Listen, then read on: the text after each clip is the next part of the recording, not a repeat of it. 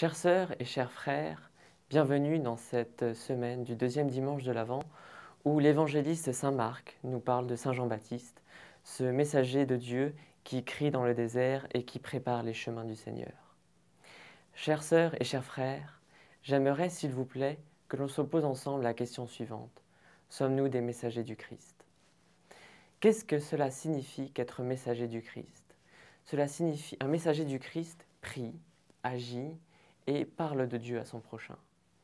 Il agit parce que si nous ne faisons que parler, alors nous sommes des hypocrites. Si nous n'agissons pas, nous sommes des hypocrites.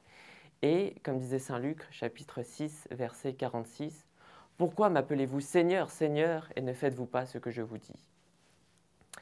Un messager prie aussi. Il prie et il parle à Dieu.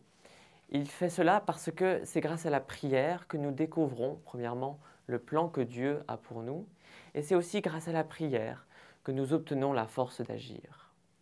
Saint Jean, chapitre 15, verset 5, « Celui qui demeure en moi et en qui je demeure porte beaucoup de fruits, car sans moi, vous ne pouvez rien faire. » Et enfin, le messager, il parle de Dieu à son prochain.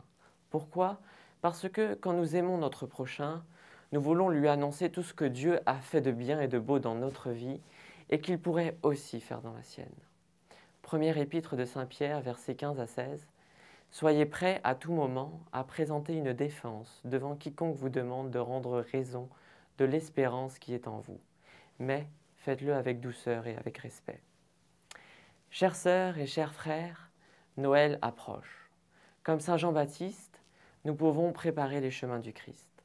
Annonçons à nos familles, à nos amis et à notre prochain et à notre collègue que le Christ nous aime tellement qu'il est descendu sur terre, qu'il nous a enseigné et que cet enseignement a changé nos vies.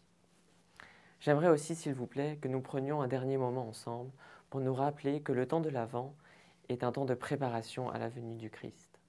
Chères sœurs, chers frères, c'est un beau moment pour se rappeler de toutes les choses que Dieu nous a demandé de faire, mais que nous n'avons pas fait. C'est un beau moment pour se rappeler de tous nos prochains que nous devions aider, mais que nous n'avons pas aidés, et pire, que nous avons peut-être même blessés. Chères sœurs, chers frères, profitons de ce temps de l'Avent pour rencontrer un prêtre, pour demander pardon à Dieu, pour demander pardon à notre prochain. Amen et joyeux et Saint Noël à vous tous.